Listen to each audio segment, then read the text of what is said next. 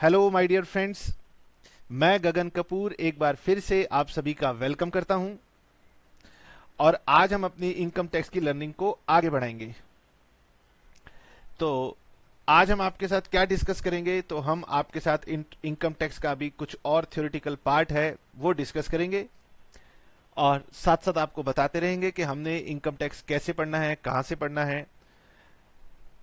तो जैसे कि आप स्क्रीन पर देख रहे हैं, मैं आपको पढ़ा रहा हूं और मेरे पास यहां पर एक बुक रखी हुई है जो कि मैं आपको स्क्रीन के ऊपर दिखा रहा हूं।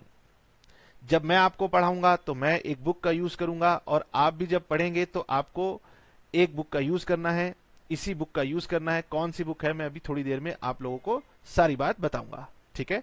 लेकिन मैं आपको बुक प्रोवाइड नहीं करूंगा, बुक आपको मार्केट से परचेज करनी है। केवल लर्निंग पर्पस के लिए मैं बुक के कुछ पार्ट्स को जब एक्सप्लेन करूंगा तो स्क्रीन के ऊपर उसको प्रेजेंट कर दूंगा, सो दैट आपकी कंसेंट्रेशन बनी रहे और मुझे भी बार बार नीचे बुक की तरफ ना देखना पड़े, क्योंकि मुझे इससे कंसेंट्रेशन बनाने में दिक्कत होती है। तो बुक आपको मार्केट से लेनी है। कौन सी बुक होगी मैं आपको बताता हूं। ये हमारी फेवरेट बुक है। बुक जो है इनकम टैक्स की, ये है डॉक्टर गिरीश आहूजा, रवि गुप्ता। तो हम इनकम टैक्स में एक बुक यूज करेंगे, डॉक्टर गिरीश आहूजा, रवि गुप्ता। बहुत ही फेमस बुक है, हर एक एग्जाम के लिए आती है। चाहे आप ग्रेजुएशन एग्जाम कर रहे हैं, इंडिया के किसी भी कॉर्नर से कर रहे हो, चाहे आप प्रोफेशनल एग्जाम कर रहे हो, सीए कर रहे हो, सीएस कर रहे हो, सीएमए कर रहे हो, कोई XYZ कोर्स आप इनकम टैक्स का अगर कर रहे हैं, इवन एमबीए कर रहे हैं, कुछ भी कर रहे हैं, तो आपको ये वाली बुक मार्केट में इजीली अवेलेबल हो जाएगी। क्योंकि डिफरेंट डिफरेंट कोर्सेज के अंदर माइनर से पैटर्न का डिफरेंस होता है और थोड़ा सा सिलेबस का भी 19-20 का डिफरेंस होता है, इसीलिए ये बुक आपको जो मिलेगी और जो बुक मैं स्क्रीन पर आपको दिखा रहा हूं, इसमें कई बार माइनर सा डिफरेंस हो सकता है, ठीक है।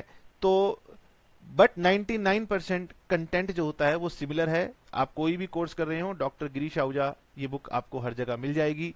हमारे फेवरेट हैं। मैं जब विद्यार्थी था तो ये हमारे टीचर होते थे, गुरु थे, इन्होंने हमें पढ़ाया था और इसीलिए हम इनके फैन हैं। मार्केट में और भी अच्छी बुक्स हैं, ऐसी बात नहीं है कि अगर आपने कोई और बुक ले रखी है तो आप उसे खोलेंगे नहीं। आप उसको भी रेफर कीजिए, उसको भी पढ़िए, बट हम आपको इसी बुक से पढ़ाने वाले हैं, ठीक है। तो मैंने आपको बताया कि इसके डिफरेंट डिफरेंट मतलब मार्केट के अंदर कोर्स के अकॉर्डिंगली वेरिएंट्स आते हैं। तो अगर एक आधा पेज आपकी बुक से मैच ना कर रहा हो तो घबराना मत, नेक्स्ट पेज से वो सब चीजें मैच करेंगी, ठीक है। तो सबसे पहले मैंने आपको बता दिया कि हम बुक कौन सी यूज करेंगे, डॉक्टर गिरीश आहूजा। मैं आपको ना तो बुक प्रोवाइड कराऊंगा ना उसका पीडीएफ दूंगा, वो आपने मार्केट से परचेज करनी है। अगर मेरी वीडियो पुरानी भी हो तो भी आपने मार्केट की लेटेस्ट बुक यूज करनी है जो कि आपके एग्जाम की हो। अपने मन से इस डर को निकाल देना कि इनकम टैक्स हर साल बदल जाता है, तो जो बदल जाता है माइनर चेंजेस होते हैं वो बुक से आपको पता भी लग जाएंगे, ठीक है। फिलहाल के लिए भी ये हमारी लेटेस्ट वीडियोस है। सर जब हम इनकम टैक्स में पढ़ते हैं, मैंने आपको लास्ट क्लास में बताया था कि इनकम टैक्स का जो सिलेबस होता है फर्स्ट स्टेज पर, चाहे आप ग्रेजुएशन कर रहे हैं, बीकॉम ऑनर्स हो, प्रोग्राम हो, सीए हो, सीएस हो, सीएमए हो, इनकम टैक्स का एक सिलेबस का एक कंटेंट है। अगर इंडिया में किसी भी यूनिवर्सिटी से कर रहे होंगे तो ये सिलेबस आपका कॉमन होता है, ठीक है। इनकम टैक्स एक्ट में भी इनकम टैक्स को चैप्टर्स में डिवाइड किया गया है, लेकिन हम जो बुक्स पढ़ते हैं, बुक्स के अंदर भी हमारा सिलेबस चैप्टर्स में डिवाइड होता है। तो मैं आपको यह बता रहा हूं कि बुक्स के अकॉर्डिंगली हमारे पास कौन कौन से चैप्टर्स होंगे। कहीं कोई बच्चा बहुत ज्यादा इंटेलिजेंट हो, वो गूगल में चला जाए, या वो बच्चा जाके इनकम टैक्स एक्ट ले आए, उसके पेरेंट्स सीए हों, उनके पेरेंट्स लॉ कर रहे हों या लॉ में प्रोफेशन में हो, तो वहां पर उसके पास इनकम टैक्स का ओरिजिनल एक्ट हो। तो इनकम टैक्स एक्ट के ओरिजिनल चैप्टर्स अलग हैं, लेकिन हम जब पढ़ते हैं तो टेक्स्ट बुक में चैप्टर्स किस तरीके से डिफाइन होते हैं और जो सिलेबस का पार्ट है वो मैं आपको बताने जा रहा हूं। हर एक बुक में आपको एक चैप्टर नंबर 1 मिलेगा जो बेसिक कंसेप्ट होता है, जो कि इनकम टैक्स एक्ट के सेक्शन 1 से लेकर 4 तक कवर करता है। इसी चैप्टर के अंदर हम फाइनेंस एक्ट की भी बात समझ लेते हैं कि हर साल जो फाइनेंस एक्ट आता है वो हमारे इनकम टैक्स में बेसिकली टैक्स के रेट्स को बदलता रहता है। तो टैक्स के रेट्स की डिस्कशन यानी कि फाइनेंस एक्ट की डिस्कशन भी हमारे इसी चैप्टर में हो जाती है। और मोस्टली हर साल रेट्स का ही चेंज होता है, तो जो भी चेंज होता है मोस्टली चेंज वो आपको बुक के पहले चैप्टर में पता चल जाता है। ठीक है सर, क्या इस चैप्टर से हमें एग्जाम में कुछ क्वेश्चन आते हैं? डेफिनेटली आते हैं, थ्योरेटिकल क्वेश्चंस आते हैं, मैं चर्चा करता रहूंगा। उसके बाद हमारा एक प्यारा सा चैप्टर आएगा रेजिडेंशियल स्टेटस, और वो सेक्शन 5 से लेकर सेक्शन 9 तक कवर करेगा। आप अपनी बुक्स का इंडेक्स देखेंगे, मैच करेगा। ठीक है, ये भी बहुत बढ़िया प्यारा सा चैप्टर होगा। उसके बाद एक चैप्टर आएगा एग्जेम्प्टेड इनकम्स के नाम का, चैप्टर नंबर 3। अब क्योंकि हमने इनकम टैक्स पढ़ना शुरू किया है, हमें इनकम के बारे में अभी कुछ नहीं पता, तो मैं आपको जब तक इनकम के बारे में नहीं पता एग्जेम्प्टेड इनकम्स कैसे समझा सकता हूं। यानी कोई भी टीचर अगर आपको एग्जेम्प्टेड इनकम सिखाने की कोशिश करेगा तो वो आपको कुछ एग्जेम्प्टेड इनकम बता पाएगा, कुछ नहीं बता पाएगा। तो इसीलिए इस चैप्टर को जनरली हम लोग स्किप कर देते हैं। अगर हम स्किप कर देंगे तो अगले चैप्टर से हमारी जो बुक्स होती हैं वो हमें इनकम बताना शुरू कर देती हैं, और जब वो हमें इनकम बताती हैं तब वो उस इनकम के साथ ये मेंशन कर देती हैं कि ये इनकम इनकम टैक्स में एग्जेम्प्ट होती है। यानी चैप्टर नंबर 3, कई बार बच्चे बोलेंगे सर हमने आपका सिलेबस देखा, चैप्टर नंबर 3 दिख नहीं रहा, कहां गया, आपने छोड़ दिया, आपने पढ़ाया नहीं। अरे बच्चे, इनकम पढ़ेंगे तो इनकम के साथ में एग्जेम्प्टेड इनकम भी आएंगी। तो हमारी इनकम स्टार्ट हो जाती है चैप्टर नंबर 4 से। पहले आएगा सैलरी इनकम। तो सैलरी से रिलेटेड जो इनकम एग्जेम्प्ट हैं वो सेक्शन 3 में लिखी है, लेकिन बुक दोबारा से चैप्टर 4 में उस इनकम के साथ साथ बता देगी कि जी ये इनकम एग्जेम्प्ट की गई है सैलरी से संबंधित। फिर हाउस प्रॉपर्टी की इनकम आएंगी, तो हाउस प्रॉपर्टी से रिलेटेड यहां जो इनकम एग्जेम्प्ट होंगी वो यहां बता दी जाएंगी। फिर बिजनेस इनकम का चैप्टर आएगा, कैपिटल गेन्स का चैप्टर आएगा, अदर सोर्स का चैप्टर आएगा। तो ये हमारी इनकम के 5 मेन चैप्टर्स आएंगे, और एग्जेम्प्टेड इनकम्स में इन 5 इनकम से रिलेटेड जो एग्जेम्पशंस दी होंगी वो इन चैप्टर्स में ऑटोमेटिकली कवर हो जाएंगी। ऑल्दो इसके बियॉन्ड भी कुछ माइनर सी इनकम्स बचेंगी जो कि इन 5 हेड में कवर नहीं हुई, तो वो आगे चल के ऑटोमेटिक कवर होती रहेंगी। ठीक है, तो अगर आप इस चैप्टर को हम नहीं भी पढ़ाते हैं तो सिलेबस खत्म होने के बाद आप इस चैप्टर को जब घुमा के देखेंगे बुक में तो ये आपको पता चलेगा कि ये चैप्टर आप कवर कर चुके हैं। ठीक है, सैलरी इनकम देखने में छोटा होगा, ये बहुत बड़ा चैप्टर होगा, इससे एग्जाम में जरूर क्वेश्चन आएगा। ये सैलरी इनकम उन लोगों की इनकम है जो कि जॉब करते हैं, जो अपने लाइफ के अंदर इनकम की सेफ्टी चाहते हैं, जॉब करते हैं। हमारे देश में बहुत सारे लोग हैं, एम्प्लॉयज हैं, और एम्प्लॉयमेंट पर हमारे यहाँ पर इलेक्शन जीते हारे जाते हैं, आपको पता है। तो जो लोग जॉब करते हैं उनकी इनकम की बातें इस चैप्टर में होंगी। जो लोग अपने हाउस प्रॉपर्टी से रेंट कमाते हैं, उसको किराए पे देते हैं, उनकी इनकम यहां पर डिस्कस होगी। एग्जाम में यहां से भी क्वेश्चन आएगा, यहां से भी आएगा। लेकिन अगर हमने अपनी हाउस प्रॉपर्टी को सेल किया है तो हाउस प्रॉपर्टी सेल करने से भी इनकम होती है, लेकिन वो सेल वाली इनकम हमारी इस चैप्टर में कवर नहीं होगी। ठीक है, मैं जस्ट आपको एक ब्रीफ व्यू दे रहा हूं कि पढ़ते हुए आपको पता चलेगा कि सर हाउस प्रॉपर्टी का चैप्टर आपने पढ़ा दिया, हाउस प्रॉपर्टी से रेंट की इनकम आपने बता दी, लेकिन हाउस प्रॉपर्टी को सेल किया था मेरी फैमिली में किसी ने, उसकी इनकम का क्या होगा, वो हमारी कैपिटल गेन्स नाम के चैप्टर में आती है। टैक्स की विडंबना है, टैक्स ऐसे ही लिखा हुआ है कि सर जब हाउस प्रॉपर्टी यहां लिखा है तो यहां पर रेंट और सेल दोनों ही बातें लिख देती सरकार, तो सरकार ने जैसे बना रखा है, अब जब बदलेगा तब बदलेगा। सर यहां पर कंटिन्यूटी में सेक्शन बीच में ब्रेक हो रहे हैं, इसका मतलब हमने वो नहीं बताया, इसका मतलब वो सेक्शन डिलीटेड है, आज की डेट में एग्जिस्ट नहीं करते। ठीक है, ये नहीं है कि वो किसी सिलेबस का पार्ट होंगे, हमने नहीं डिस्कस, वो डिलीटेड है। फिर आएगा हमारा इनकम टैक्स का सबसे भयंकर सेक्शन, बिजनेस इनकम का। ठीक है, ये जनरली पहली बार में पढ़ने के से बच्चों के कंट्रोल में नहीं आता, धीरे धीरे कंट्रोल में आता है। ग्रेजुएशन वाले बच्चे इससे बच के निकलने की कोशिश करते हैं, और प्रोफेशनल वाले इसके भंवर में फंसते हैं, उनके पास निकलने का कोई रास्ता होता नहीं है। सर तो आप हमें डरा रहे हो, अरे डरा नहीं रहा बच्चे, बता रहा हूं कि घबराना नहीं। समझ में आई बात? पेपर जब बनता है तो सब तरफ से बनता है, और कठिन रास्तों से निकलने के रास्ते भी होते हैं, और जब हम आपको बताएंगे तो सारी चीजें समझा देंगे, कोई घबराने वाली बात आपके लिए नहीं है। फिर जो मैं कह रहा था, आपने हाउस प्रॉपर्टी सेल की तो कुछ भी सेल किया, आपने गोल्ड सेल किया, आपने हाउस प्रॉपर्टी सेल किया, आपने कोई अपनी लैंड सेल कर दी, आपने अपनी कोई कार सेल कर दी, उन सब की जो इनकम्स आएंगी वो सारी इस चैप्टर के अंदर कवर होंगी। शेयर सेल करेंगे वो भी कवर होगा। ठीक है। तो जो लोग नौकरी करते हैं वो यहां कवर हो गए, जिनकी हाउस प्रॉपर्टी रेंट पे थी वो यहां कवर हो गए, जिन्होंने हाउस प्रॉपर्टी सेल किया वो कैपिटल गेन में कवर हो गए, और जिन्होंने बिजनेस किया उनकी इनकम यहां कवर हो गई। और गवर्नमेंट कहती है कि इन सबको छोड़ करके कोई और इनकम होगी तो वो आपकी अदर सोर्स का पार्ट बनेगी। यानी कि अगर कोई बच्चा मुझसे पूछेगा कि सर ये इनकम हम इनकम टैक्स में कैसे निकालते हैं, तो आप ये समझ लीजिए कि इसको बताने में हमें तकरीबन तकरीबन आपके कोचिंग का 80 to 90% टाइम कंज्यूम हो जाता है इसी चैप्टर के अंदर, ठीक है, ये इस पार्ट के अंदर। इनकम टैक्स के अकॉर्डिंगली बात करें तो ये चैप्टर नंबर 4 होता है इनकम टैक्स का, लेकिन बुक्स के हिसाब से बात करें तो ये इनमें बटा हुआ होता है। इनमें से अलग अलग इंडिविजुअल चैप्टर में से अलग अलग क्वेश्चन भी बनता है और ये बहुत समय लेता है। उसके बाद स्टूडेंट को लगता है कि सर ये बहुत समय हो गया, सिलेबस कैसे कंप्लीट होगा, तो उसके बाद हमारे पास ये छोटे छोटे टॉपिक आते हैं जो आएंगे और जाएंगे। मतलब आप हाईवे पे चल रहे होंगे और हाईवे पे आपको पत्थर दिखाई देगा, फटाफट फटाफट फटाफट शहरों के नाम बदलता जाएगा।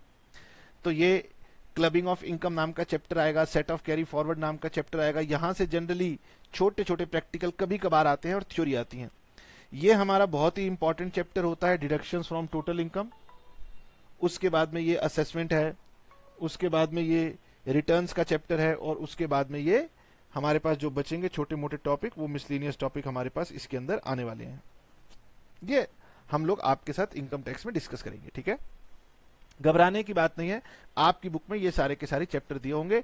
इनसे ज्यादा अगर 2-4 चैप्टर और दिए हों बुक में तो घबराना नहीं है, वो सब छोटे छोटे होते हैं, एक एक क्लास के चैप्टर्स होते हैं। मेन हमें ये पढ़ने में समय लगेगा। बुक हम कौन सी यूज करेंगे हमने आपको ये बता दी, ठीक है। अब आइए, मैंने आपसे कहा कि हम जो बेसिक चैप्टर होता है इंट्रोडक्शन टू इनकम टैक्स, उसके अंदर इनकम टैक्स के सेक्शन नंबर 1 से लेकर सेक्शन नंबर 4 तक की बात करते हैं, ठीक है।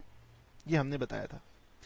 सेक्शन 1 से लेकर सेक्शन 4 तक थ्योरेटिकल बातें होती हैं लॉ के बारे में, और एग्जाम में यहां से क्वेश्चन भी आता है। साथ ही साथ यहां पर हम आपको एक चीज और बता देते हैं, जो भी आपका रेलिवेंट फाइनेंस एक्ट होता है, ये रेलिवेंट फाइनेंस एक्ट क्या करता है, ये बेसिकली टैक्स के रेट्स बताता है। सर क्या टैक्स के रेट इनकम टैक्स एक्ट में नहीं लिखे होते? लिखे होते हैं। गवर्नमेंट ने कुछ इनकम्स के रेट इनकम टैक्स एक्ट में फिक्स कर दिए हैं, बाकी मोस्टली टैक्स के रेट्स फाइनेंस एक्ट ही बताता है। तो गवर्नमेंट ने अपने पास चाबी रख रखी है सेटिंग करने के लिए। जब गवर्नमेंट को पैसा चाहिए होता है तो गवर्नमेंट अपनी एफिशिएंसी बढ़ाती कुछ नहीं है, वो इस फाइनेंस एक्ट में जाकर के आपके ऊपर टैक्स के कुछ नए रेट लगा देती है और फिर कहती है जी हो गया, पूरा हो गया। बस विडंबना है, आपको सुनने में बुरा लगेगा, लेकिन ये सच है। हमारे देश में जो गवर्नमेंट विभाग है वो वाकई में उनकी एफिशिएंसी बहुत खराब है। खैर, मजबूरियां भी हैं, तो हम इस चैप्टर में section 1 to section 4 theory cover करेंगे और फाइनेंस एक्ट की चर्चा करेंगे आपके साथ। और इस फाइनेंस एक्ट की चर्चा में हम लोग थोड़े बहुत प्रैक्टिकल आपको बता देंगे। वो थोड़े बहुत प्रैक्टिकल सिर्फ स्टार्टिंग के लिए होते हैं, तो बच्चा कहता है कि सर ये तो अभी और क्वेश्चन करना चाहता हूं, तो वो आगे चल के कवर होंगे, घबराने की कोई बात उसमें नहीं होगी, ठीक है। इसे करने में हमें 3 से 4 क्लास का समय अभी लगेगा। सर सबसे पहले सेक्शन 1 की बात कीजिए। सेक्शन 1 क्या कहता है? किसी भी लॉ में सेक्शन 1 का काम होता है कि वो ये बताता है कि मेरा नाम क्या है, मेरी एप्लीकेबिलिटी क्या है, मेरा जन्म कब हुआ था, मतलब वो अपने बारे में बताता है। जैसे हम जब स्कूल में जाते थे तो जब नए क्लास में आते थे तो टीचर कहती थी भैया पहले अपना इंट्रोडक्शन दे दो, ठीक है। तो बच्चे पूछ रहे ये दाढ़ी वाले भाई साहब अपना इंट्रोडक्शन दे दो, हर क्लास से पहले देता हूं ना यार, ऐसी बात मत करो। तो इनकम टैक्स एक्ट का सेक्शन 1 ये कहता है कि the act is to be called as the income tax act 1961 and it extends to whole of India. यानी मेरा नाम इनकम टैक्स एक्ट है और मैं पूरे भारतवर्ष के ऊपर लागू होता हूं। क्या है कि हमारे मोदी जी ने एक बहुत बढ़िया काम किया, काबिले तारीफ, उसके लिए जितनी उनकी तारीफ की जाए उतनी कम है। सचमुच उन्होंने धारा 370 हटा डाली। तो धारा 370 हट जाने के बाद में ये लाइन यहां पर ऐसे लिखी है कि it extends to whole of India. धारा 370 से पहले यहां पर कुछ और बात लिखी होती थी, तो ये धारा 370 के हटने के बाद की है। वैसे भी इनकम टैक्स एक्ट पहले भी हिंदुस्तान के अंदर जम्मू कश्मीर में पहले भी लगता था और धारा 370 हट गई है तो भी लगता है। तो it extends to whole of India. अब ये इंडिया जो है ना, ये भी जो है ना बड़ा गरमाया हुआ मुद्दा है। मतलब पाकिस्तान का भी क्लेम है कि नहीं जी ये तो जो पोर्शन है ये हमारा है। भारत का क्लेम है इंडिया के नक्शे में वो जो पीओके है वो हमारा है। सियाचिन का कुछ हिस्सा है, हम कहते हैं हमारा है, और वो जो है चाइना कहता है हमारा है। और तो और यहां तक कि नेपाल के भी पंख निकल आए हैं। नेपाल के प्रधानमंत्री के दिमाग में पता नहीं किसने भूसा भर दिया है कि वो हमारे देश की सीमाओं को अब अपना कहने लग गए हैं। साथ में वो भगवान राम को भी अपना कहने लग गए हैं। ठीक है ना, कोई बात नहीं। एक विवादित बात है कि सर यहां पर तो इंडिया लिखा हुआ है, तो जो विवादित पोर्शन में इंडिया के रहते होंगे वो बेचारे सोचते होंगे, मुसीबत में पड़ते होंगे कि भाई हमें टैक्स कहां देना है। चलो सर, इनकम टैक्स में इतना कुछ है, आगे चलो, पॉलिटिकली बातें तो होती रहेंगी। तो इनकम टैक्स एक्ट पूरे भारतवर्ष में लगता है 1961 में जन्म हुआ था और 1962 से ये लागू कर दिया गया था। ठीक है, इससे आपको कोई एग्जाम में आएगा नहीं कुछ, लेकिन एमसीक्यू वाले कुछ बख्शते नहीं है, वो यहां भी पहुंच जाते हैं। एमसीक्यू वाले सेक्शन 1 पर भी एमसीक्यू बना सकते हैं। जहां जहां एमसीक्यू नहीं है भविष्य में आ सकता है। कोरोना ने सबको बता दिया कि भैया ऑनलाइन के लिए तैयार रहो, और ऑनलाइन में एमसीक्यू ही सरल तरीका है पेपर लेने का। हमारी डीयू तो कई अटेम्प्ट में फेल हो चुकी है। सर सेक्शन 1 के बाद में सेक्शन 2 आना चाहिए। सेक्शन 2 में होती हैं डेफिनेशंस।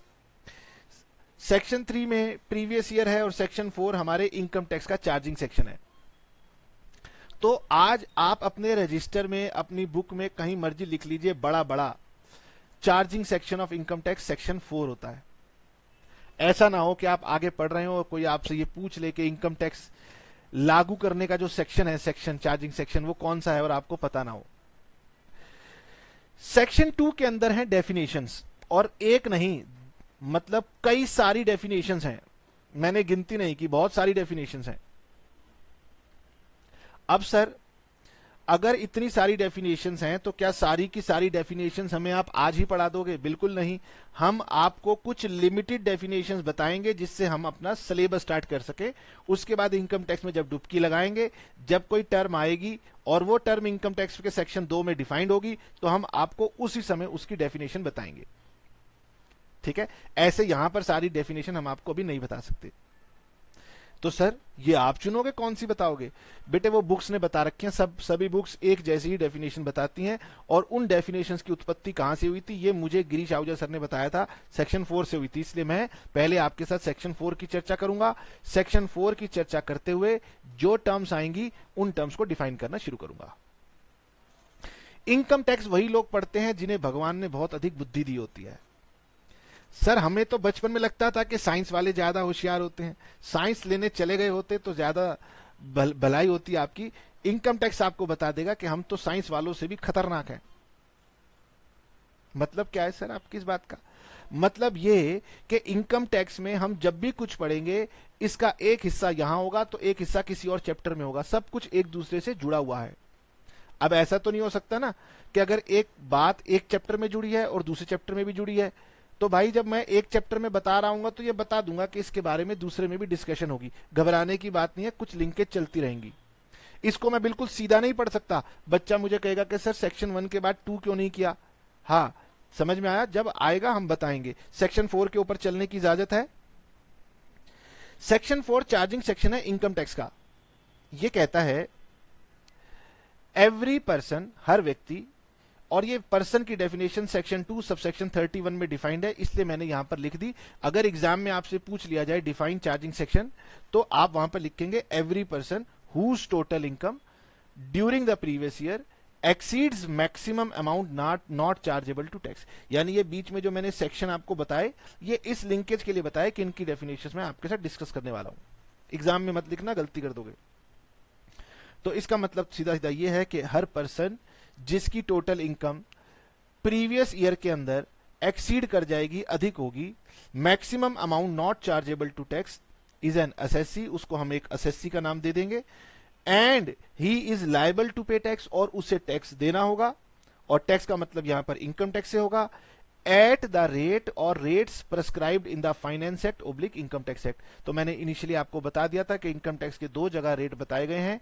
ज्यादातर जगहों पर फाइनेंस एक्ट वाले रेट्स का इस्तेमाल होता है, कुछ स्पेशल केसेस में इनकम टैक्स वाले रेट्स का इस्तेमाल होता है, जो कि लेने पड़ते हैं फ्रॉम रेलिवेंट असेसमेंट ईयर। तो इसके अंदर कुछ खास तरह की टर्म्स आई हैं जो हम थोड़ी देर में डिस्कस करेंगे।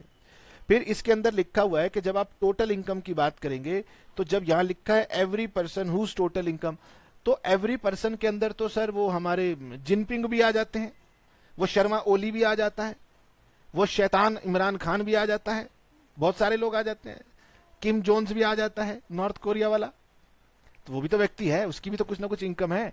तो ऐसे नहीं कि हर विश्व के हर व्यक्ति की इनकम को आप यहां पे टैक्स करते रहोगे।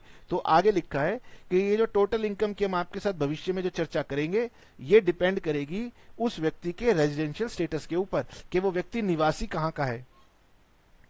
ठीक है, ये सारी हम बातें करेंगे। हालांकि ये सेक्शन 5 और सेक्शन 6 हमारे सब्जेक्ट को समझने के अनुसार से चैप्टर नंबर 2 के अंदर चला जाएगा, तो इसके बारे में हम बात चैप्टर 2 में करेंगे। ठीक सर, तो सेक्शन 4 तो हो गया खत्म। सेक्शन 4 ने हमें कुछ टर्म्स बताई, इसको रट लेना और इसके अकॉर्डिंग हम अपनी डेफिनेशंस को स्टार्ट करेंगे। ठीक, सबसे पहले हम बार बार सेक्शन 4 के ऊपर आएंगे। ये कहता है every person, every person, every person, शुरुआत में कहता है एवरी पर्सन। तो हमारी जो सेक्शन 2 डिफाइन करता है, डेफिनेशन देता है इनकम टैक्स एक्ट की, इसके ऊपर चलते हैं। सेक्शन 2 की डेफिनेशंस के अंदर बुक्स का यह कहना है कि 3 वर्ड्स आएंगे जिनको एग्जाम में अगर आप डिफाइन कर रहे होगे तो उन वर्ड्स को छेड़ना मत, एज इट इज जरूर लिख के आना, वरना एग्जामिनर आपको नंबर नहीं देगा। कुछ डेफिनेशंस के अंदर आपको वर्ड लिखा हुआ मिलेगा इंक्लूसिव। इंक्लूसिव डेफिनेशन के बारे में बुक्स ये कहती हैं कि जिस डेफिनेशन के साथ इंक्लूसिव आपको लिखा हुआ मिल जाए, उसका मतलब ये होता है कि उसकी डेफिनेशन में जो आप कॉमन समझते हैं, कॉमन अंडरस्टैंडिंग में जो समझते हैं, वो भी शामिल किया जाएगा, और इनकम टैक्स ने इसमें जो जो बातें कह दी वो भी शामिल की जाएंगी। यानी ये बहुत खतरनाक डेफिनेशंस हो जाएंगी एक शब्द की वजह से। यानी कि कोई व्यक्ति ये नहीं कह पाएगा कि मैंने इनकम टैक्स एक्ट खोल के देखा था, उसमें तो ये नाम लिखे हुए थे। तो भाई इनकम टैक्स का अधिकारी कहेगा कि इसके ऊपर ना इंक्लूड शब्द था, वो कहेगा हाँ तो मैंने ये लिस्ट इंक्लूड कर ली है। वो कहेगा इस इंक्लूड का मतलब होता है इस लिस्ट के साथ साथ कॉमन अंडरस्टैंडिंग में जो हम समझते हैं वो साथ में जुड़ जाएगा। यानी जो लिखा है वो तो दिख रहा है और जो लिखा नहीं है वो भी जुड़ जाएगा। मैंने पहले ही कहा था यही इनकम टैक्स का चमत्कार होने वाला है। कुछ डेफिनेशन एक्सक्लूसिव डेफिनेशन होंगी और उन डेफिनेशंस का पता ऐसे चलेगा कि उसके अंदर मीन्स वर्ड लिखा होगा। मीन्स का मतलब है सरकार के लिए जो लिखा है बस वही है, जो नहीं लिखा है वो नहीं है। हाँ तो सर डेफिनेशन तो ऐसी होनी चाहिए, जो लिखा है वही होना चाहिए। अरे भाई इनकम टैक्स वाले कहते हैं कि भाई डिफाइन करना बड़ा ही मुश्किल होता है। ठीक है, अब क्या है, सिर्फ सब्जेक्ट पढ़ते रहेंगे तो आप परेशान होते रहोगे। अब मेरे को ना एक दिमाग में बात आ रही थी, क्या है कि हम जब छोटे थे, अब तो हम बड़े हो गए हैं, दाढ़ी मूछ आ गई है, शादी हो गई है, बच्चे हो गए हैं। जब हम छोटे थे स्कूल में पढ़ते थे तो हमारे जमाने में जो मूवीज आती थी उसमें हीरो होते थे अनिल कपूर, जैकी श्रॉफ, माधुरी दीक्षित। तो उस समय की एक बहुत फेमस पिक्चर थी, उस मूवी में जो है राम लखन मूवी थी, उस मूवी में एक गाना था, उस गाने के कुछ बोल थे, मिस्टर हीरो ये बतला प्यार मोहब्बत चीज है क्या। तो आजकल तो बहुत मतलब लोग गाने लिखते हैं और मेरे को लगता है कि कितने पैसे उनको मिलते होंगे। आजकल के गाने क्या गजब होते हैं, सॉन्ग्स लिखने वाले की दाद देनी होगी।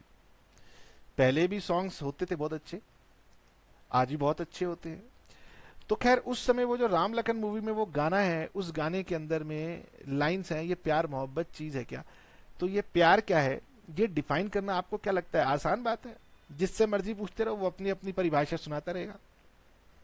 बच्चों की एज में तो ये सारी परिभाषाएं सबसे अच्छी वही लिखते हैं। तो मैं क्या समझाना चाहता हूं कि भाई लॉ के लिए भी आसान नहीं होता हर चीज को डिफाइन करना। इसीलिए कुछ चीजों को वो डिफाइन कर पाती है, मीन्स लिख देती है, कुछ लोगों को डिफाइन करने में उसको दिक्कत होती है तो लिस्ट बना देती है, साथ में इंक्लूड लिख करके अपने लिए स्कोप खोल के रख लेती है कि हम इसके अंदर जो है ना कुछ अदर कॉमन सेंस वाली आइटम्स को भी इंक्लूड करेंगे।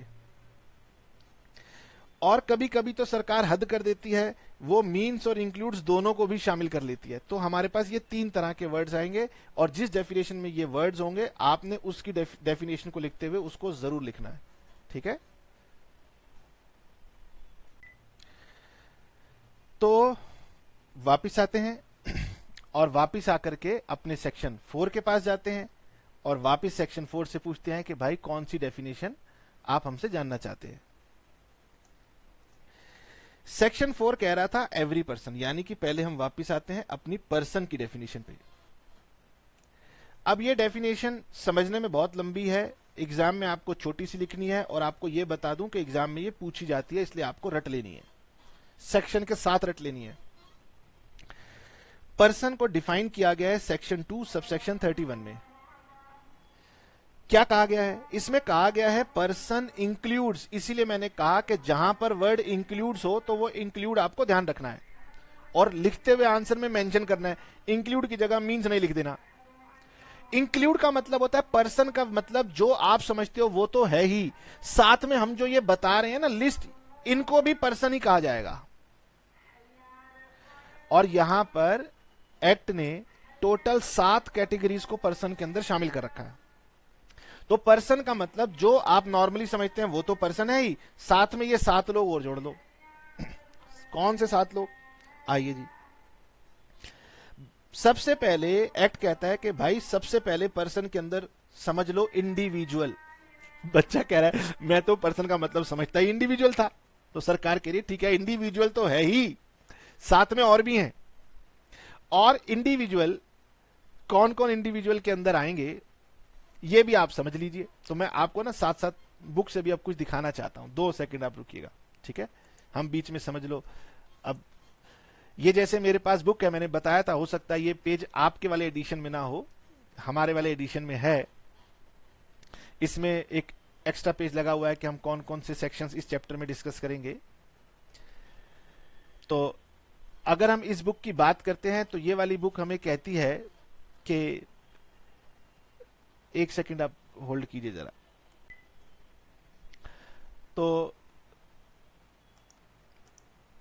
यहां पर जो पिछली हमने आपको 2 क्लासेस पढ़ाई हैं उसमें आहूजा जी ने जो बुक का इंट्रोडक्शन दिया है, कई बुक्स देती नहीं है तो उन्होंने दे रखा है। हमने ये आपको बताया था कि जब हम इनकम टैक्स पढ़ते हैं तो हमें income tax act, income tax rules, notification, circular और क्लैरिफिकेशन की आवश्यकता पड़ती है और जुडिशियल डिसीजंस के बारे में पढ़ना पड़ता है। मुझे आहूजा जी ने बताया था जब मैं विद्यार्थी था और मैंने आपको बता दिया। उन्होंने ये अपनी बुक में लिखा है, आप उनकी बुक से पढ़ लेना। आप कहोगे सर ये स्क्रीन पर विजिबल नहीं है, तो स्क्रीन मैंने सिर्फ केवल आपको अपनी कंसंट्रेशन के लिए और आपकी कंसंट्रेशन के लिए रखी है, असल में तो आपको बुक से ही पढ़ना है और बुक आपको परचेज करनी है। इनकम टैक्स एक्ट जब हम पढ़ते हैं तो उसमें अमेंडमेंट जो होती हैं एनुअली वो फाइनेंस एक्ट के थ्रू आती हैं, फाइनेंस एक्ट बजट के थ्रू आता है। ये सारी बातें मैंने आपको बता दी हैं, यही हमारी इस बुक के अंदर मेंशन्ड है। फाइनेंस एक्ट के बाद इनकम टैक्स के रूल्स होते हैं, ये भी मैंने आपको बताया था। उसके बाद में नोटिफिकेशन, सर्कुलर्स और क्लैरिफिकेशन, ये जो सीबीडीटी इशू करता है इसका हमारे पर कैसा प्रभाव पड़ता है ये भी मैंने आपको बताया था, ठीक है। यहां से अब हमारी बुक भी स्टार्ट करती है और हमारी बुक ने कहा जी स्कीम ऑफ टैक्सेशन, तो ये बेसिकली सेक्शन नंबर 4 है जो कि हम चर्चा कर चुके हैं आपके साथ। सर आपने तो 4 के साथ साथ उसमें 5 और 6 का रेफरेंस भी दे दिया था, ठीक है, इसका मतलब आप मेरी बातों को ध्यान से सुन रहे हैं। अब जब डेफिनेशन की बात आती है तो सबसे पहली डेफिनेशन आती है हमारे सामने पर्सन की, ठीक है। पर्सन के बारे में हमारी बुक कहती है कि पर्सन के अंदर 7 कैटेगरी के लोग आते हैं। तो यहां पर लिखा नहीं है लेकिन हमने आपको लिख दिया यहां पर कि पर्सन इंक्लूड्स, पर्सन के अंदर शामिल होता है इंडिविजुअल, और यहां लिखा हुआ है, आपको हो सकता है स्क्रीन पर दिख नहीं रहा होगा, ये लिखा हुआ है एन इंडिविजुअल। एग्जाम में अगर आपसे पर्सन की डेफिनेशन पूछी जाए तो आपने ये 7 कैटेगरीज जो एक एक करके मैं आपको बता रहा हूं वो सिर्फ मेंशन कर देनी है, इलेबोरेट नहीं करना। इलेबोरेट मैं आपको समझाने के लिए कर रहा हूं, ठीक है। तो person includes number 1 an individual. इसका मतलब यह है कि इनकम टैक्स लागू होता है इंडिविजुअल के ऊपर, और आप बुक में जाके पढ़ेंगे तो बुक आपको स्टार्टिंग में ही यह बात समझा देने वाली है कि आगे जब इनकम टैक्स पढ़े घबराना मत, इंडिविजुअल में हम किसी को बख्शेंगे नहीं। मेल है, फीमेल है, बच्चा है, बूढ़ा है, थर्ड जेंडर है, पागल है, इनसेन माइंड का है, क्या क्या बोलते हैं, मतलब जो आप सोच सकते हो ना, person of unsound mind, insane person, sir वो तो बच्चा है। तो इनकम टैक्स पहले से ही कह रहा है कि भाई हमारे इनकम टैक्स एक्ट का कानून एक बच्चे पर भी लगेगा, क्योंकि वो बच्चा इंडिविजुअल है। इसके बारे में इनकम टैक्स एक्ट आपको बता देगा कि क्योंकि वो बच्चा अभी 18 साल से कम है, छोटा है, वो इनकम टैक्स की बारीकियों को नहीं समझ सकता, तो उस व्यक्ति के ऊपर किसकी जिम्मेदारी होगी कि वो उस व्यक्ति के ऊपर टैक्स भरे। सरलता के लिए समझ लो, बच्चे की इनकम टैक्स होती है और पेरेंट्स के ऊपर जिम्मेदारी होती है कि वो बच्चों की इनकम पर टैक्स देंगे। बाकी इसके ऊपर हमारा एक चैप्टर आएगा क्लबिंग ऑफ इनकम, वहां पर जाकर हम माइनर इनकम की, बच्चे की इनकम की बारे में बात करते हैं। तो इनकम की जब बात करेंगे तो माइनर की भी इनकम टैक्सेबल है, मेल की भी टैक्सेबल है, फीमेल की भी टैक्सेबल है, थर्ड जेंडर की भी टैक्सेबल है। सर अगर वो बच्चा है तो भी टैक्सेबल है, सर अगर वो पर्सन अनसाउंड माइंड का है तो भी टैक्सेबल है। आप ये कह सकते हो कि सर अनसाउंड माइंड का व्यक्ति कैसे पैसे कमा सकता है। इस पर मुझे गदर पिक्चर की याद आती है। गदर पिक्चर में पाकिस्तान की साइड पर एक था जो पाकिस्तान के अंदर कहता था हिंदुस्तान की जाए, तो वो अशरफ अली खान कहता था भाई ये हमारा भाई है, कोई बात नहीं। तो एक अनसाउंड माइंड व्यक्ति के नाम पर प्रॉपर्टी हो सकती है, उसके नाम पर बैंक में पैसा जमा हो सकता है, उसकी वो प्रॉपर्टी किराए पर हो सकती है, उसकी वो बैंक की डिपॉजिट्स पर इंटरेस्ट आ रहा हो सकता है, तो उसकी इनकम आ रही हो सकती है। जब उसकी इनकम आ रही है और उस इनकम के पैसे से उसकी मेंटेनेंस भी हो रही है, तो कोई ना कोई व्यक्ति उसकी मेंटेनेंस कर रहा है, तो वो भारत सरकार को टैक्स दे सकता है, ये मतलब है बस। ठीक है, तो आपने एग्जाम में लिखना है पर्सन इंक्लूड्स एन इंडिविजुअल। समझने के लिए समझ लीजिए कि इसके अंदर सभी तरह के व्यक्ति शामिल होंगे, सीधी बात, नो बकवास, या 100 बात की एक बात। टैक्सेबिलिटी ऑफ माइनर इनकम मैंने आपको बता दिया, वो चैप्टर हम क्लबिंग ऑफ इनकम चैप्टर पढ़ेंगे, वहां पर डिस्कस होगा। ठीक है, मैंने आपको यहां पर जब लिस्ट भी बताई थी स्टार्टिंग में, तो मैंने बता दी थी ये बात आपको, क्लबिंग ऑफ इनकम नाम का चैप्टर आएगा, सेक्शन 64(1)(a), बहुत इंपॉर्टेंट होता है थ्योरी के लिए। अब इसके अंदर आती है दूसरी चीज, पर्सन में इनकम टैक्स लगाने के लिए इनकम टैक्स पर्सन पे लगता है, और पर्सन के अंदर सरकार एचयूएफ को भी शामिल करती है। एचयूएफ का कंसेप्ट का मतलब है हिंदू अनडिवाइडेड फैमिली, यानी ये कंसेप्ट मुस्लिम्स और क्रिश्चियंस के ऊपर नहीं है, तो वो खुश ना हो कि भाई हमारे पे टैक्स नहीं लगेगा, भैया टैक्स लगेगा।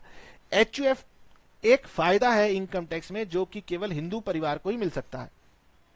ठीक है, तो अगर हिंदू अनडिवाइडेड फैमिली है तो वो हिंदू अनडिवाइडेड फैमिली अगर इनकम फैमिली के नाम पर कमाएगी तो वो एक अलग एसएससी मानी जाएगी, और उसको छोटी सी इंडिविजुअल, कुछ ज्यादा खुश मत होना कि राहतें मिलेंगी, थोड़ी बहुत कुछ राहतें हैं जो आपको मिलेंगी। टैक्स तो मुस्लिम फैमिली को भी देना पड़ सकता है, टैक्स तो क्रिश्चियन फैमिली को भी देना पड़ेगा, और टैक्स हिंदू फैमिली को भी देना पड़ेगा फैमिली इनकम के ऊपर। मतलब जिनका फैमिली बिजनेस होता है वो कह सकते हैं कि मेरी इनकम मेरी नहीं है, फैमिली की है, सब में बढ़ती है, तो वो इंडिविजुअल की इनकम नहीं, फैमिली की इनकम है, तो टैक्सेबल होगी। लेकिन हिंदू अनडिवाइडेड फैमिली होने से उसको एक अलग दर्जा मिला हुआ है, उस अलग दर्जे की वजह से उसको 2-4 एक्स्ट्रा बेनिफिट मिल जाएंगे जो कि मुस्लिम फैमिली या क्रिश्चियन फैमिली को नहीं मिल पाएंगे। ठीक है, वैसे उनको अलग से सरकार में बहुत फायदे मिले हुए हैं, वो माइनॉरिटीज में काउंट होते हैं, तो ज्यादा जिनको लगे हमें नहीं मिला उनको बुरा मानने की जरूरत नहीं, जिन्हें लग रहा हो मिल गया तो उन्हें कोई खुशी की बात खास नहीं है। हाँ, एक टैक्स प्लानिंग के हिसाब से कुछ है। सर ये हिंदू अनडिवाइडेड फैमिली पर्सन के अंदर आ गई, लेकिन हिंदू अनडिवाइडेड फैमिली के ऊपर और चर्चा डालो, तो सरकार ने कहा इसके ऊपर हम चर्चा नहीं डालेंगे, जो हिंदू हैं वो अपने हिंदू एक्ट के अंदर चले जाएं, हिंदू लॉ में उनको पता लग जाएगा, एक मिताक्षरा है, दया भागरा है, वो किस को फॉलो करते हैं ये वो जान ले। ठीक है, एग्जाम में केवल आपने एचयूएफ लिख के खत्म कर देना है। समझने के लिए एचयूएफ के बारे में समझ लें कि एचयूएफ को एक अलग पर्सन की तरह ट्रीट किया जाता है इनकम टैक्स के अंदर, यानी कि एचयूएफ अपने लिए इनकम कमा सकता है फैमिली के नाम पर, इंडिविजुअल से अलग। एचयूएफ को समझना हो तो हिंदू लॉ में चले जाइए, गूगल कर लीजिए, वो बता देंगे कि ये एक ऐसा परिवार होता है जिसमें जो परिवार का सबसे बड़ा व्यक्ति होता है, उससे जो जुड़े हुए लोग होते हैं, वो उसके सारा फैमिली का पार्ट बनता है। कभी कभी मैं डिस्कवरी देख लेता हूँ, उसमें शेर का झुंड चल रहा होता है, तो जो शेर का सबसे बड़ा सरदार होता है ना, वो उस परिवार का मुखिया होता है। उसी तरीके से ये हमारे पास कंसेप्ट होता है, और इसके अंदर परिवार के सभी लोग शामिल होते हैं जो एक दूसरे के साथ जुड़े होते हैं, लीनियरली असेंडेंट, लीनियरली डिसेंडेंट, और इसके अंदर मेल और फीमेल दोनों आती हैं। फीमेल के नाम पर यहां पर अनमैरिड डॉटर्स आती हैं। ठीक है, तो consist of all males linearly descendant from a common ancestor, एक व्यक्ति से जो नीचे आगे सारे मेल्स हैं वो, और उनकी वाइफ शामिल होंगी, और इनकी अनमैरिड डॉटर्स जो हैं परिवार की वो भी इसका हिस्सा बनेंगी। जब उनकी मैरिज हो जाएगी तो वो दूसरे परिवार का हिस्सा बन जाएंगी। इसमें एक कंसेप्ट होता है को पार्टनर का। को पार्टनर बुक के अकॉर्डिंगली एक ऐसा मेंबर होता है फैमिली का जो कि फैमिली में पार्टीशन का राइट रखता है। मतलब एक व्यक्ति फैमिली से संपन्न नहीं है, खुश नहीं है, उसको तकलीफ हो रही है, तो लॉ कहता है भैया अगर किसी को तकलीफ होती है तो एक दूसरे का कत्लेआम करने की जरूरत नहीं, एक दूसरे का सर फाड़ने की जरूरत नहीं, गाली गलौज करने की जरूरत नहीं। भैया चुपचाप कानून के अंदर आओ, कह दो कि भैया मैं इस परिवार के साथ अब नहीं रह सकता, मुझे मेरा हिस्सा दे दिया जाए, तो बराबरी से परिवार में हिस्सा बटेगा, आप अपना हिस्सा लीजिए और अपना अलग चले जाइए। फिर सब परिवार के जो समूह होंगे अलग अलग अलग समूह होंगे, अलग हो जाएंगे। तो परिवार जब बड़ा होता है फैलने के लिए दिक्कतें ये सब आती हैं। Co partners includes both sons and daughters. अब ये बेटियों को भी अधिकार दिया गया है कि वो इसमें को पार्टनर बन सकती हैं अप टू 4 डिग्रीज, और इसमें 4 पुश्ते तक शामिल हो सकती हैं। Including head of the family means कर्ता, परिवार को संभालने की जिम्मेदारी कर्ता के ऊपर होती है। कर्ता के बच्चे, ग्रैंड ग्रैंड चिल्ड्रन, वो सब इसके अंदर आते हैं। कंसेप्ट ऑफ एचयूएफ हिंदुओं पर लगता है, और इसमें कोई शक किसी को होना नहीं चाहिए कि जैन, सिख और बुद्धिस्ट और पारसी ये सब हिंदू ही माने जाते हैं, और इसलिए इनके ऊपर भी ये वो बात लगती है। अब इनकम टैक्स एक्ट में इसके ऊपर ज्यादा और चर्चा नहीं है, ये सारी बातें हमने टेक्स्ट बुक में से ले करके आपको बताई हैं। 1-2 टेक्स्ट बुक हमने इसके लिए रेफर की हैं। आहूजा जी की बुक में इस पे मैटर थोड़ा कम था, तो एक बहुत अच्छी बुक मार्केट में और आती है वीके सिंघानिया जी की। तो किसी पर्टिकुलर टॉपिक के ऊपर हो सकता है किसी एक बुक में कम दिया हो, किसी एक बुक में ज्यादा दिया हो, तो हमने उस वाली बुक को भी रेफर किया है। बाकी आप इसके ऊपर तो हिंदू लॉ के ऊपर रेफर कर सकते हैं। तीसरा इसके अंदर आती है कंपनी। आप सभी जानते हैं हमारे देश में 2 तरह की कंपनी है, एक प्राइवेट लिमिटेड कंपनी है और एक पब्लिक लिमिटेड कंपनी है। हालांकि नॉन प्रॉफिट कंपनीज भी आती हैं। तो जो भी कंपनी हमारे कंपनीज एक्ट में पैदा होती हैं, अपनी आइडेंटिटी लेती हैं, जिन्हें हम सेपरेट लीगल एंटिटी कहते हैं, वो सारी कंपनीज भी पर्सन मानी जाएंगी। सर नॉर्मली तो पर्सन अलग है और कंपनी अलग है, लेकिन इनकम टैक्स कहता है कि हमने लिखा है ना पर्सन के ऊपर इनकम टैक्स लगता है, और पर्सन के अंदर कंपनी को हम शामिल करते हैं। ठीक है, बाकी कंपनी की डेफिनेशन चाहिए तो आप कंपनीज एक्ट में जाके पढ़ते रहिए। तो हर तरीके की कंपनी पे इनकम टैक्स लगेगा, चाहे वो पब्लिक हो, चाहे वो डोमेस्टिक हो, चाहे वो फॉरेन हो, चाहे वो इवन नॉन प्रॉफिट कंपनी हो। अब नॉन प्रॉफिट कंपनी के रूल अलग से बाद में चर्चा कर लिए जाएंगे। फिलहाल ये समझ लो कि कंपनीज पर ये लागू होगा। फॉरेन कंपनीज पर कब और कैसे लागू होगा ये बातें हम स्कोप ऑफ इनकम सेक्शन 5 पे जाएंगे तो पता लगेगा। सर क्या हमारे पार्ट में हमें इन्हें सभी की इनकम पढ़नी है? नहीं, हमारे कोर्स के पार्ट के अंदर बेसिकली हमें इंडिविजुअल के बारे में पढ़ना होता है, क्योंकि हम पर्सन की डेफिनेशन की चर्चा कर रहे हैं, इसीलिए हमें इन सब की भी तो थोड़ी बहुत चर्चा करनी होगी। एग्जाम में तो सिर्फ आपने ये हेडिंग्स लिखनी होती हैं। ठीक है, कंपनी के बाद लिखा हुआ है लॉ में फर्म। फर्म का मतलब होता है पार्टनरशिप फर्म, और वो पार्टनरशिप फर्म चाहे अपनी डीड बनाए चाहे डीड ना बनाए, दोनों ही केस में उसके ऊपर इनकम टैक्स लगेगा। और पार्टनरशिप फर्म के यहां पर 2 तरह की टर्म होती है, एक होती है लिमिटेड लाइबिलिटी पार्टनरशिप एलएलपी, उसके ऊपर भी इनकम टैक्स की एप्लीकेबिलिटी होगी। Both partnership firm as well as LLP. तो जब आप लॉ पढ़ेंगे तो लॉ में कंपनी और एलएलपी दोनों के बारे में डिटेल्ड चर्चा होती है। अभी आपको हेडिंग्स याद रखनी है। एलएलपी के बारे में यह कहा गया है, हमने आपको थोड़ा रेफरेंस दे दिया कि एलएलपी एक ऑल्टरनेटिव कॉर्पोरेट बिजनेस फर्म होती है जिसको लिमिटेड लाइबिलिटी होने का फायदा दिया जाता है, और उसको कानूनों में ज्यादा ना बंधना पड़े, इसलिए उसको पार्टनरशिप की तरह की एक फ्लेक्सिबिलिटी दी जाती है। कुछ लोग दुखी थे कि भाई मुझे लिमिटेड लाइबिलिटी के लिए जबरदस्ती कंपनी में धकेला जाता है और मेरे ऊपर जबरदस्ती बोझों को लाद दिया जाता है। तो ऐसा कुछ नहीं है, आप एलएलपी बना सकते हैं। एलएलपी को एक सेपरेट लीगल एंटिटी का दर्जा दिया जाएगा, और इसके पार्टनर्स की लाइबिलिटी लिमिटेड होती है to their agreed contribution in the LLP. बाकी इसकी ज्यादा चर्चा लॉ के टीचर आपके साथ करेंगे। एलएलपी बेसिकली कंपनी और पार्टनरशिप फर्म दोनों का मिश्रण होता है। ठीक है, तो इसको आप हाइब्रिड ऑफ कंपनी और पार्टनरशिप कह सकते हो। बाकी इसकी जो एडमिनिस्ट्रेशन है वो बेसिकली कंपनी के तरीके से ही होती है। ठीक है, अब यहां से कुछ नई बातें आने लगी। एक तो नई बात थी एचयूएफ, वो हो सकता है मेरे ख्याल से बच्चों ने बिजनेस स्टडीज में पहले भी पढ़ रखा होगा। अब एक नई टर्म यहां पर आती है एसोसिएशन ऑफ पर्संस और body of individuals. Association of person का मतलब होता है पर्संस का समूह, ग्रुप। अब वो जो ग्रुप बना, उस ग्रुप का नाम क्या था? आइए जी वापस चलते हैं। यहां पर तो ये एकला चलो रे था, एकला चलो एकला चलो एकला चलो। यहां पर क्या हुआ? क्या ये ग्रुप नहीं बना? बना, लेकिन इस ग्रुप का एक लीगल नाम था एचयूएफ, तो कवर हो गया। क्या कंपनी समूह नहीं होता?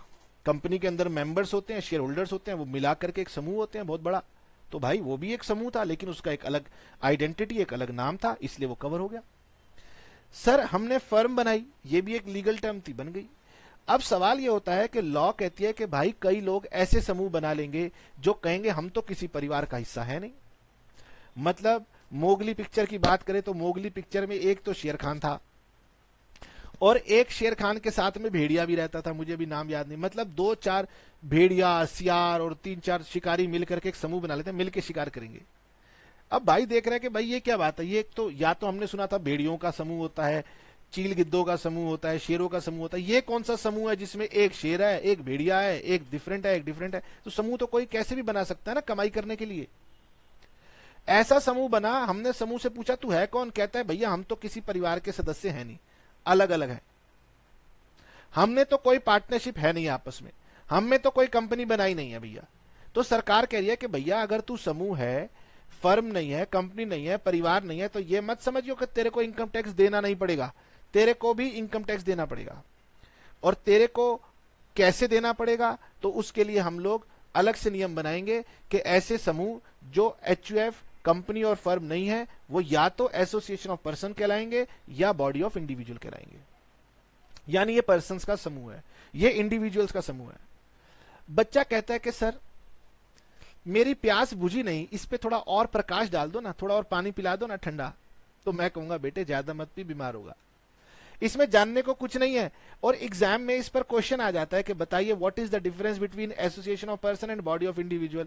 और वही दो ही बातें आपको लिखनी है, उन्हीं दोनों बातों पे आपको पूरे मार्क्स भी मिलेंगे।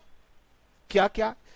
पहला, एसोसिएशन ऑफ पर्संस का मतलब होता है एक ऐसा समूह जिसका सदस्य कोई भी हो सकता है।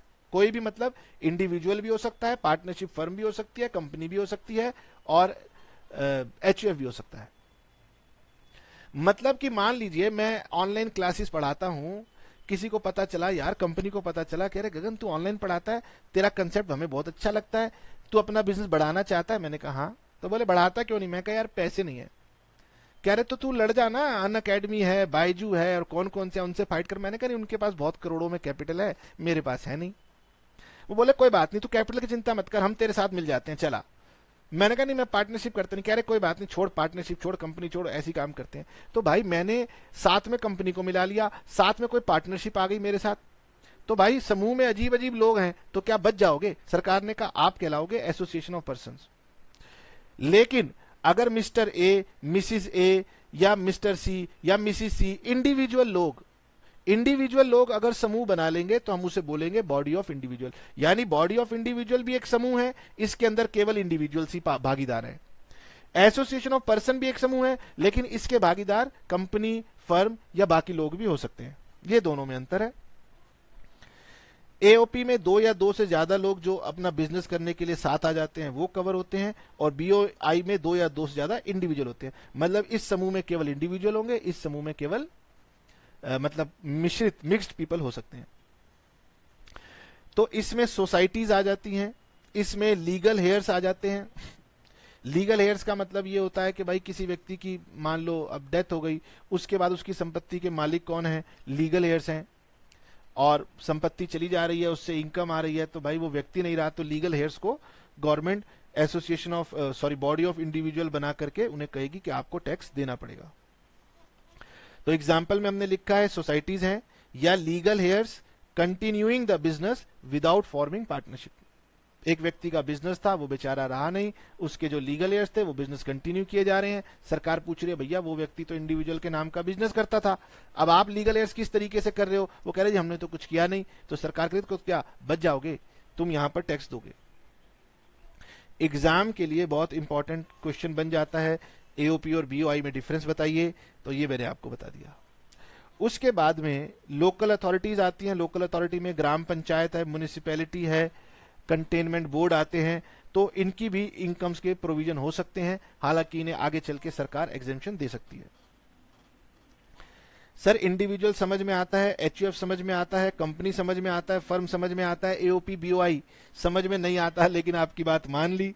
लोकल अथॉरिटी सरकारी तंत्र है, समझ लिया। अब ये क्या हो गया, अब सरकार कहती है कि भैया इतना होने के बावजूद भी कुछ लोग ना बच गए हैं, कुछ लोग अभी भी बच गए हैं, क्योंकि वो इंडिविजुअल नहीं है, एचयूएफ नहीं है, कंपनी नहीं है, फर्म नहीं है, ये नहीं है, ये नहीं है, तो भी बच गए हैं। तो उन्हें हम इस कैटेगरी में रखेंगे, every artificial juridical person, AJP. कैसे, इसके बारे में क्या कहें।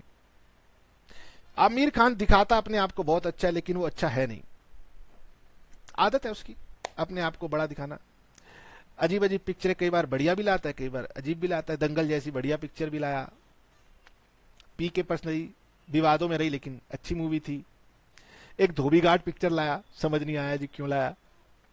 खैर, पीके मूवी के अंदर वो ये दिखाता है कि एक पत्थर रख दिया, उसके ऊपर पान का लाल रंग चढ़ा दिया, थोड़ी देर में बच्चे एग्जाम देने जा रहे हैं, डरे हुए हैं, तो डरा हुआ व्यक्ति क्या करता है, भगवान के चरणों में अपने आप को समर्पित करता है और रिश्वत के नाम पर थोड़े से पैसे चढ़ा देता है। वो बताता है लो हो गई दुकान। इस पर ट्रोल भी हुआ कि भाई तू जो है ऐसे कैसे कह सकता है, पर सरकार उसकी बात को मानती है। सरकार कह रही है कि भाई ये जो आपने जितने भी धार्मिक स्थल खोल रखे ना, मंदिर है, मस्जिद है, गुरुद्वारे हैं, ये सब क्या है, नहीं आप हमारी भावनाओं से खेल रहे हो सर। मैं नहीं, सरकार मतलब सरकार हमारी भावनाओं से, सरकार कह रही है कि भैया हो सकता है कि वो रिलीजियस प्लेस प्रॉपरली चलता हो सकता है कि वो आंख में धूल झोंकने के लिए केवल दिखाई दे रहा हो। मतलब ये कि कोई रिलीजियस प्लेस अगर पैसा कलेक्ट करता है तो हमें झांकना पड़ेगा कि उस पैसे का इस्तेमाल वो रिलीजियस एक्टिविटीज में करता है, चैरिटी में करता है, या गुंडागर्दी में करता है, टेररिस्ट एक्टिविटीज में करता है, अपने निजी कामों के लिए करता है, निजी सुख के लिए करता है, हमें क्या पता। आप एक रिलीजियस प्लेस खोल के बैठ जाएं, लोग वहां पर चंदा दे रहे हैं और पीछे से आप अपना घर चला रहे हो, पीछे से आप कोई टेररिस्ट एक्टिविटीज चला रहे हो, तो फिर सरकार कोई ना कोई पावर पहले लेगी तभी तो अंदर घुस पाएगी। तो सरकार ने कहा कि ऐसे लोगों को भी टैक्स के ब्रैकेट में ले लो, बाद में हम देख लेंगे, नियम बना देंगे, अगर ये ढंग से काम कर रहे होंगे तो इनकी इनकम हम एग्जेम्प्ट कर देंगे, और अगर ये गलत तरीके से कर रहे होंगे तो इनको टैक्स कर देंगे। तो उनको टैक्स ब्रैकेट में लिया गया। यानी आप कहें जी ये तो मंदिर है, वो क्या कहते हैं, वैष्णो देवी श्राइन बोर्ड, तो गवर्नमेंट कहती है ठीक है, लेकिन वो भी पर्सन की कैटेगरी में आएंगे।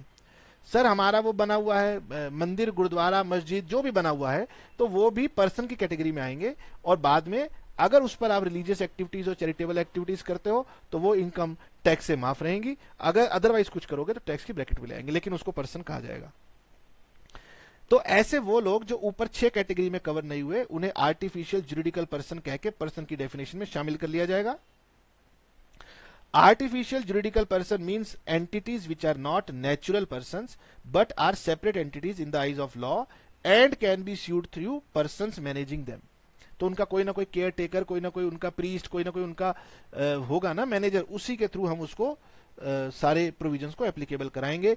इसमें भगवान आते हैं, मूर्तियां आती हैं, देवी देवता आते हैं, यूनिवर्सिटीज भी इसका पार्ट है।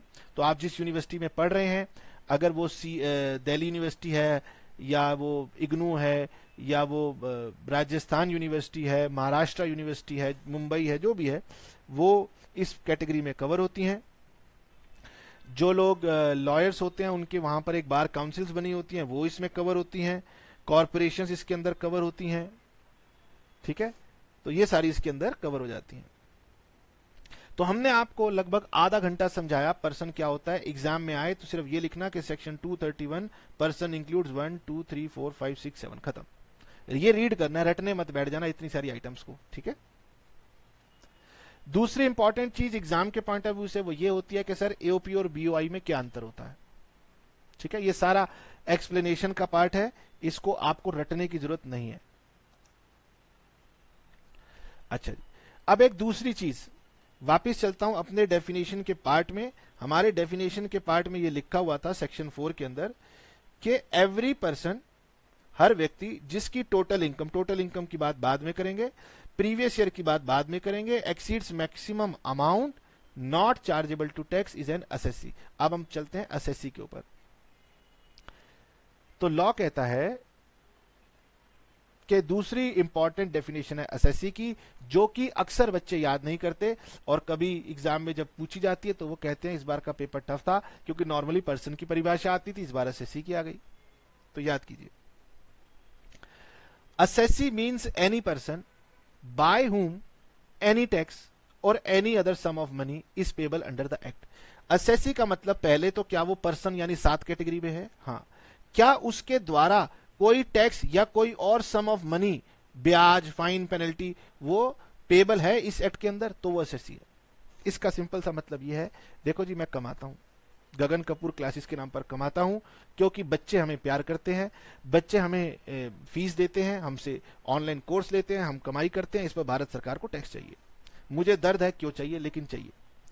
फिर भी सरकार कह रही है कि आप कमाते हो ना, तो अगर आपने अपना टैक्स देना है सरकार को तो आप एसएससी हो।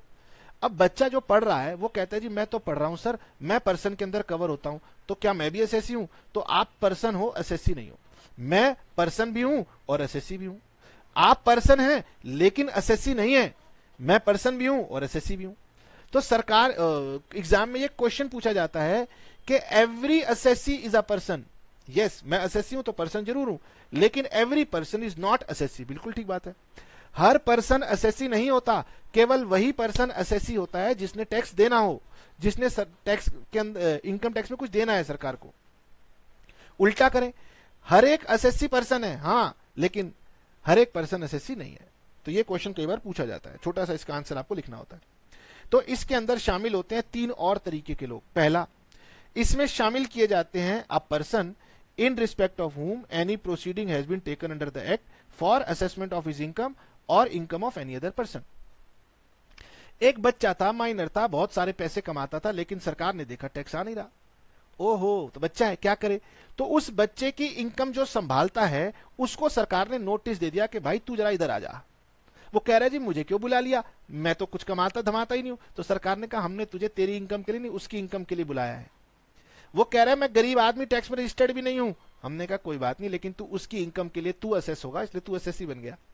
ओहो, यानी अपनी इनकम के साथ साथ किसी और की इनकम संभाल रहे हो, दबा रहे हो नेताओं वेताओं की, तो भी समझ लेना जितना मर्जी रामू काका गरीब बन के दिख जाना, पकड़ लिए जाओगे। A person who is deemed to be an SSC.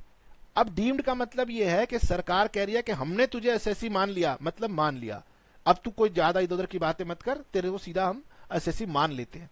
यानी सरकार किसी को अगर एसएससी मान रही है, कह रही है, तो वो एसएससी बन जाएगा। तीसरा इसके अंदर आते हैं a person who is deemed to be an assessee in default. मतलब वो गलती की वजह से एसएससी माने जा रहे हैं। गलती की वजह से मतलब ये कि मैं अपनी इनकम पे टैक्स देता हूं, लेकिन मेरे ऊपर इनकम टैक्स का कोई कानून था जो मेरे ऊपर इसलिए लग रहा था क्योंकि मैं किसी से कनेक्टेड हूं। सरकार ने टैक्स की चोरी रोकने के लिए एक टीडीएस का प्रावधान बनाया है। टीडीएस का प्रावधान यह कहता है कि अगर आपके हाथ से किसी को पैसा जा रहा है ना, तो थोड़ा सा पैसा अपने पास रोक लो और सरकार को आके जमा कर दो, आपका नहीं उस व्यक्ति का। मतलब कि मैंने किसी को 1 लाख रुपए देने थे, स्पेसिफिक एग्जांपल में मैं जाऊंगा नहीं, सरकार ने टीडीएस चैप्टर में लिखा हुआ था कि उसको पूरे 1 लाख मत देना, 90,000 देना, 10 अपने पास रख लेना और वो 10 आके हमें दे जाना। वो 10 सिरा होगा जिसकी वजह से मुझे वो 90 मिलेगा। लेकिन एसएससी को यह बात पता ही नहीं थी, उस बेचारे ने पूरे 1 लाख रुपए उसको दे दिए, वो भाग गया और बाद में पकड़ा गया। सरकार ने देखा कि भाई वो भाग कैसे गया, हमारे नियम का पालन करना चाहिए था आपको गगन जी, आपको पता नहीं था। मैंने कहा जी क्षमा चाहता हूं, पता नहीं था। सरकार कह रही तेरी क्षमा की ऐसी की तैसी, तू आ जा, तू है एसएससी इन डिफॉल्ट, तूने इनकम टैक्स के कानून का पालन नहीं किया, तू एसएससी इन डिफॉल्ट है। A person liable to pay advance tax but fails to pay, a person liable to deduct tax TDS but fails to deduct या फेल्स टू डिपॉजिट, इसमें ये दोनों कवर होते हैं। ठीक है, इसके बाद अब हम नेक्स्ट क्लास में जाएंगे और नेक्स्ट क्लास में आपको कुछ और बातें बताएंगे। आज हमने आपको 2 बातें बताई, एक पर्सन छोटा सा होता है, सभी बच्चे याद कर लेते हैं। एक असेसी बताया, जो कि बच्चे अक्सर लंबा होने की वजह से भूल जाते हैं, याद नहीं करते और एग्जाम में खामियाजा भुगतते हैं। ठीक है, तो ये 2 डेफिनेशन आप याद कीजिएगा। बाकी चर्चा हम डेफिनेशन जो बची हैं नेक्स्ट क्लास में कवर कर लेंगे। आज की क्लास में 2-4 इंपॉर्टेंट क्वेश्चन थे, हो सके तो मार्क कर लेना। एओपी बीओआई में डिफरेंस था, और every assessee is a person but every person is not an assessee. तो डायरेक्ट इनडायरेक्ट इस तरह के क्वेश्चन आपसे पूछे जा सकते हैं। ठीक है, बहुत परेशान हो गए, बाकी परेशानी नेक्स्ट क्लास में करेंगे। Tata bye bye and see you.